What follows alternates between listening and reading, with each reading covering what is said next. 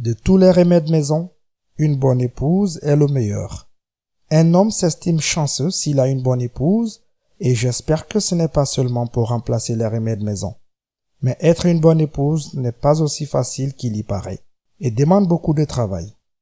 En fait, un bon mari est nécessaire pour une bonne épouse.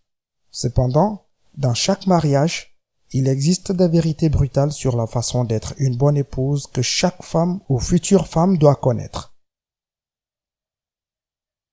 À présent, voici 35 vérités brutales sur le fait d'être une bonne épouse.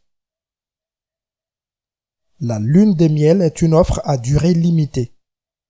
Vous étiez fous l'un de l'autre et avez eu un beau mariage de contes de fées, suivi d'une lune de miel pleine de passion. Mais si vous vous attendiez à ce que la même séquence se poursuive, vous découvrirez que votre offre à durée limitée vient d'expirer et que la vraie vie vous attend. Plus tôt vous accepterez cette vérité, moins vous serez déçus par la suite. Les paix ne sont qu'un début. Vous avez probablement entendu parler des hommes qui pètent tout le temps ou de l'énigme des sièges de toilette et vous pensiez avoir tout compris. Mais ce n'est que le début. Il y a aussi le craquement des articulations, le grattage de l'entrejambe, le ronflement, le grattage du nez, le grattage des oreilles, etc. Vous voyez le tableau, n'est-ce pas? Cela peut sembler dégoûtant, mais on s'y habitue ou on les remarque à peine au bout d'un moment. Le mariage, c'est beaucoup de travail. Vous avez lu que le mariage est un travail, mais il faut une certaine période de vie conjugale pour se rendre compte de la brutale vérité. L'effort requis est loin d'être minime. Être une bonne épouse consiste en grande partie à ne pas considérer votre mariage comme acquis et à prendre des mesures concrètes pour que votre relation reste florissante. Les périodes de sécheresse sont plus fréquentes que vous ne le pensez. Lorsque vous êtes marié, les gens pensent que vous avez beaucoup de sexe, simplement parce que c'est facilement accessible. Cependant, maintenant que vous êtes une épouse, vous êtes mieux informé. Mais les périodes de sécheresse ne sont pas nécessairement une mauvaise chose tant que vous ne faites pas exprès de ne pas avoir des rapports sexuels. Vous découvrez soudain qu'il n'est pas aussi beau que vous le pensiez. Oui, vérité brutale du mariage. Vous ne trouverez pas toujours votre mari aussi séduisant que vous le pensiez au début, et c'est tout à fait normal. Pour commencer, il est probablement plus détendu en votre présence, donc ce n'est pas grave. Vous découvrez soudain qu'il est plus mignon que vous ne le pensez. Pourquoi sommes-nous si contradictoires?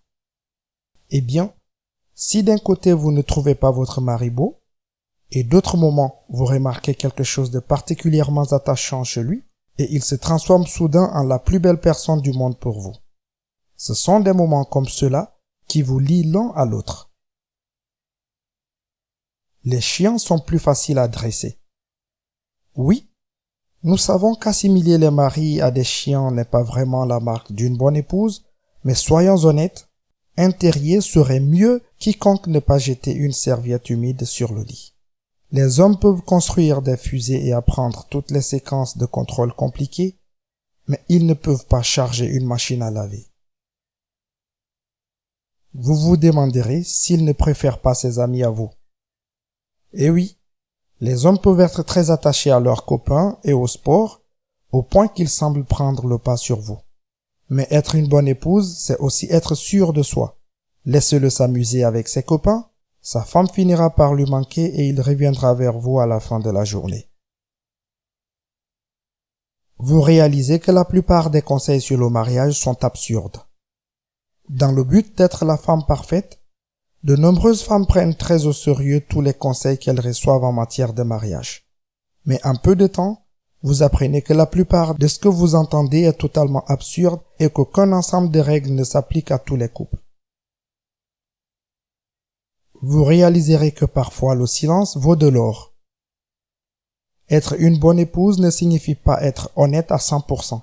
En fait, vous constaterez que les choses fonctionnent beaucoup mieux pour toutes les parties concernées lorsque vous vous taisez. Assurez-vous simplement que vous ne cachez pas des informations qu'ils méritent de connaître. Parfois, vous avez l'impression de parler à un mur. En tant qu'épouse, vous ne pouvez vous empêcher de vous demander si votre mari vous écoute. Voici la réponse. Il ne vous écoute probablement pas. Mais ne vous inquiétez pas, il est fort probable qu'il capte les choses importantes. Important pour lui en tout cas, et qu'il acquiesce et fredonne au reste de ce que vous dites. Parfois, vous avez tous deux raison. Oui, il est possible que vous regardiez tous les deux les différentes facettes d'une même situation. Pensez à l'histoire de l'aveugle et de l'éléphant, et vous verrez de quoi nous parlons. Étonnamment, le flirt fonctionne toujours. La plupart des conseils sur la façon d'avoir un bon mariage suggèrent des soirées en amoureux et des escapades le week-end, mais pour ceux qui manquent de temps, le flirt fonctionne tout aussi bien. Vous serez surprise de constater qu'un seul texto de votre mari peut vous mettre de bonne humeur toute la journée. Vous vous habituez à ce qu'il se promène en sous-vêtements. Dans certains cas, il s'agit même de moins que des sous-vêtements. Cela peut être choquant la première fois, mais vous vous y habituez rapidement, même si vous ne pouvez pas vous résoudre à faire de même. C'est juste une indication de la façon dont il se sent à l'aise et détendu en votre présence. Alors ne paniquez pas. Vous commencez à comprendre pourquoi les couples se séparent à propos des couleurs de peinture. Vous n'êtes pas non plus aussi choqué lorsque vous lisez des articles sur des femmes qui assassinent leur mari. Ne vous inquiétez pas, cela ne fait pas de vous une mauvaise épouse, juste une humaine. Lorsque deux personnes vivent dans une telle proximité pendant une période prolongée, elles sont amenées à se chamailler pour les questions les plus stupides, qu'il s'agisse de la couleur des murs ou de l'argent que vous voulez dépenser pour meubler la maison. Vous vous demanderez comment vous avez bien pu vous marier. Et oui, il y aura aussi des jours où vous vous demanderez comment vous avez pu vous mettre ensemble compte tenu de vos différences. Rappelez-vous simplement que chaque mariage a des jours de 1 à 10 et que vous en avez probablement un autour de 8 aujourd'hui. Vous aurez parfois envie de lui taper une casserole sur la tête. Quel que soit votre choix d'arme, oui, vous l'aimez de tout votre cœur et ferez n'importe quoi pour lui. Mais parfois, juste parfois, il peut vous rendre folle avec son grognement incessant.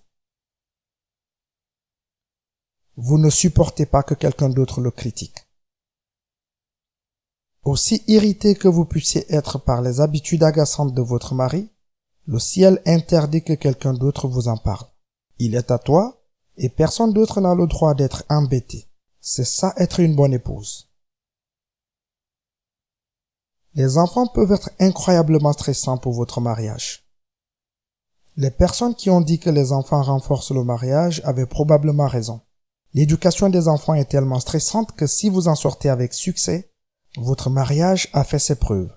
Il est important de rester en contact avec votre mari même si vous avez des enfants. C'est le seul moyen d'éviter de vous entretuer. Votre amour aura différents niveaux. Avant de devenir une épouse, l'amour était probablement un mot unidimensionnel, mais maintenant vous savez qu'il a plusieurs niveaux qui vont et viennent au fil des jours. C'est l'une des vérités du mariage que l'amour change avec le temps, un amour plus doux remplaçant la passion lascive de la phase de la lune de miel. Il fait ressortir des aspects de votre personnalité que vous ne connaissez pas. Le mariage est aussi une preuve de feu. Il fait ressortir votre véritable personnalité. Quelle que soit l'idée que vous vous faisiez de vous-même auparavant, le fait d'être une épouse peut faire ressortir de nouvelles facettes de votre personnalité dont certaines peuvent ne pas vous plaire. Il existe de nombreuses façons de dire « je t'aime ». Les films nous montrent des maris qui disent généreusement « je t'aime » à leur femme. Mais la vérité brutale est que les mariages réels ressemblent rarement au vrai mariage. Cependant, il vous montre probablement son amour pour vous d'autre façon.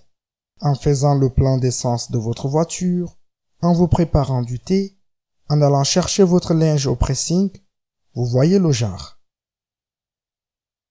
Vous trouvez qu'il peut être étonnamment peu sûr de lui. Ah, les hommes. Et ils appellent les femmes des créatures compliquées. Malgré toute sa masculinité, votre mari est susceptible d'être assez peu sûr de lui.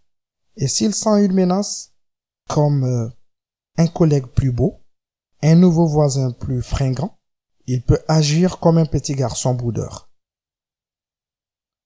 Vous trouvez que les choses ne sont pas les mêmes sans lui. Lorsque le mari s'absente de la ville pour le week-end, cela peut sembler une bonne nouvelle au départ. Moins de cuisine et de lessive. Mais vous vous rendez vite compte que malgré toutes ces mauvaises habitudes, les choses ne sont pas les mêmes sans lui. Les anniversaires et les fêtes nécessitent des rappels fréquents. Si vous attendez des roses rouges et un petit déjeuner au lit pour votre anniversaire et une escapade surprise pour votre anniversaire, vous feriez mieux d'oublier, à moins que vous ne l'organisiez vous-même. La plupart des hommes sont incapables de se souvenir des dates, alors soyez chic et dites-lui clairement ce que vous voulez. La nourriture fonctionne quand rien d'autre ne fonctionne. Bien que le chemin vers le cœur de chaque homme ne passe pas par son estomac, la nourriture fonctionne dans plusieurs situations. Cela peut paraître superficiel et antiféministe, mais c'est une vérité brutale. Les hommes ne peuvent pas résister à un bon repas qui fait appel à tous leurs sens. Les plus petites choses peuvent déclencher un ouragan. Et vous vous demandez comment la bataille de Troie a commencé. Quand on est marié, aucune raison n'est trop petite pour déclencher une dispute. Si on ne peut rien y faire, on peut au moins éviter que les choses ne dégénèrent. Après tout, parmi ce qui fait un bon mariage, le compromis est l'un des principaux facteurs. Vous apprenez qu'il n'est pas la réponse à tous vos problèmes. Cette phrase s'adresse à ceux qui attendent qu'un chevalier en armure vienne tout régler. Vous vous rendez compte que ce concept n'est qu'un fantasme et que vous devez résoudre vos problèmes vous-même sans en faire porter le poids à votre mari. Se coucher en colère est en fait mieux. Vous vous souvenez que nous avons dit que la plupart des conseils sur le mariage étaient absurdes? Le fait de ne pas se coucher en colère figure en tête de liste. Il est préférable de se coucher en colère car vous vous sentez plus reposé le matin et vous avez une vision plus claire de la situation. Il sera follement possessif à propos de son fauteuil. Vous avez probablement entendu parler des hommes qui ont besoin de faire le plein d'énergie à la fin de la journée pour se ressourcer et se détendre. Pour cela, ils ont généralement un endroit préféré qu'ils ne partageront avec personne. Même pas avec vous. Désolé. Il vous arrive de faire la sourde oreille. Nous avons dit que les hommes n'écoutent souvent pas leurs femmes, mais il y a des moments où vous ne l'écoutez pas non plus, surtout si vous demandez comment vous allez vous habiller à la prochaine fête ou si votre casserole sera cuite à temps pour Grey's Anatomy. Vous êtes agacé lorsqu'il regarde un film ou une émission de télévision sans vous. En parlant de Grey's Anatomy, lorsque vous regardez une série télévisée ensemble, regarder un épisode sans lui équivaut à le tromper avec la télévision. Il en va de même pour les films, alors si vous en regardez un sans lui, regardez-le à nouveau, mais cette fois avec lui. Vous découvrirez que vous pouvez être très sournoise. Personne n'aime penser qu'il est manipulateur, mais être une bonne épouse n'exclut pas une certaine dose de surnoiserie. Au bout d'un moment, vous découvrirez qu'être sournoise évite beaucoup d'ennuis et de rancune, mais permet de faire le travail. Vous pouvez sembler ennuyeuse pour vos amis célibataires. Lorsque vous êtes marié depuis un certain temps, vous commencez à compléter les phrases de l'autre et avez probablement votre propre code de communication non verbale, ce qui peut sembler bizarre et écœurant à vos amis célibataires ou même à certains amis mariés. Vous ne pouvez pas imaginer la vie sans lui. Parmi toutes les vérités brutales sur le fait d'être une bonne épouse, il y en a une qui dépasse tout le reste. Le fait que vous ne puissiez pas imaginer une vie sans lui, avec ses bizarreries et tout le reste. Être une bonne épouse n'est pas censé être facile, tout comme être un bon mari. Mais plus on est conscient des réalités du mariage, plus vite on peut se débarrasser des illusions et des fantasmes et mieux se préparer à la vie de couple. Lorsqu'on y travaille et qu'on l'entretient, un mariage est une relation vraiment magnifique qui peut déboucher sur un bonheur et un épanouissement durable.